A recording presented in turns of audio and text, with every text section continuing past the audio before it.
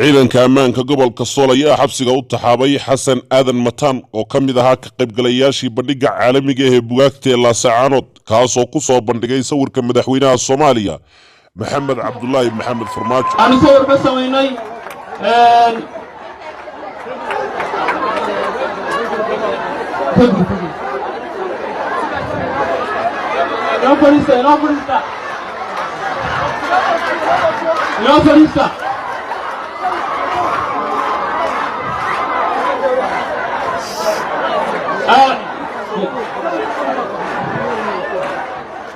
ciidanka ammaanka Somaliland ayaa xabsiga u taxaabay Xasan Aadan Mataan oo ka mid ahaa ka qaybgalayaashii bandhigga caalamiga ah ee buugaagta oo ka dhacay magaalada Laascaanood ee gobolka Sool. ciidanka ammaanka ayaa xabsiga u taxaabay wax yar kadib markuu shirkaasi soo idlaaday.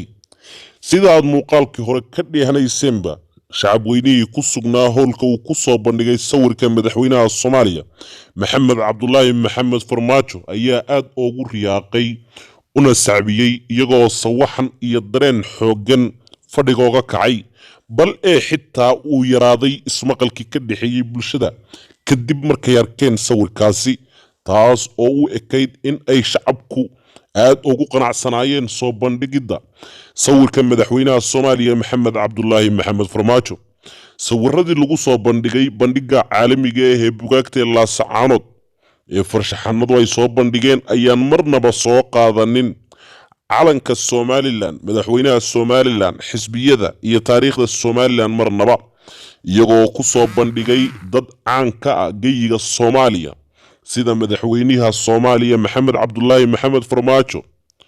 fanaanka caanka ee Xasan Aadan Samatar, madaxweynaha dalka North Korea ama Kuuriyada Waqooyi Kim Jong Un, iyo fanaaniin kale oo caan ah oo ka tirsan hobolladii waaberi. Xasan Aadan Mataan ayaa caawa u hooyanhaya xabsigiisii koobaad kadib markuu soo bandhigay sawirka Farmaajo. haddaba wiilkan yarka ah xabsigaasi la dhigay ma noqon doonaa mid ku soo caanbaxo ama uu soo saaro sawirka yarka ah daraadii loo xidhay kadib markii la soo daayo maalmo kadibse ma booqan doonaa magaalada Muqdisho siduu horeyba u sameeyay ama ay u sameeyeen kumanaan reer Somaliland ah oo xukuumadda Somaliland u xidhay kadib markay soo bandhigeen calanka ama madaxda Soomaaliya sawiradooda. kumanaan shacab ah oo reer Somaliland ah ayaa iskaga haajiray gudaha Somaliland kadib markay soo bandhigeen astaamo muujinaya dowladda Soomaaliya, waxaana haatan xabsi ku jiro Cabdimaalik Sheekh Muuse Coldoon oo ka mid ah wariyeyaasha iyo samafalayaasha Soomaaliyeed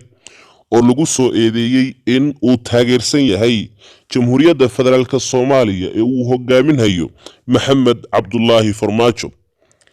xariga Xasan Aadan Mataan oo ku soo aaday xilli adag oo la soo bandhigayay buugaag iyo lana dardargelinayay akhriska iyo aqoonta, halkaasna ay ku sugnaayeen wasiiro, xildhibaano iyo madax ka kala socotay dowladaha Soomaaliya, Kenya, Djibouti, Ethiopia iyo hay'adaha caalamiga ah ayaa ku soo bandhigay halkaasi sawir ama astaan muujinayso in shacabka reer Laascaanood weli ay diilo iyo hamuun u qabaan ka mid noqoshada iyo inay ku biraan Soomaaliyadii weyneyd, taas oo shaki weyn ku abuurtay xukuumadda Somaliland iyo shacabkeedu in aysan isku dhan iyo jaha u soconin, bal ee kumanaanka shacabka ee Somaliland ay ku jiraan sandullo iyo qasab ah in ay noqdaan jamhuuriyad madax bannaan oo ka madax bannaanaato Soomaaliya. su-aasha kale isweydiintan ayaa waxay tahay haddiiba shacabkii sidani ugu hamuun qabaan in ay weli Soomaaliya ka sii mid ahaadaan, bal ka waran haddii sanduuq la dhex dhigo lana yidhaahdo codeeya in aad Soomaaliya sii ahaanaysaan iyo inaad Somaliland noqonaysaan ood ka go'aysaan Soomaaliya inteeda kale. sow ooma eka in shacabku ay ku qanci doonaan 100% in aysan marnaba ku qancaynin nidaamka Somalilandnimada. Somaliland oo sheegatay in ay tahay jamhuuriyad ka madax bannaan dowladdii Soomaaliya ayay shacabkeedu dareemahayaan culays xooggan oo la xidhiidha dhinaca dimuqraadiyadda iyadoo oo qaybo ka mid ah gobolladaasi ay ka dilaaceen jamhado dagaal kula jiro xukuumadda Somaliland ee uu hogaaminayo madaxweyne Muuse Biixi.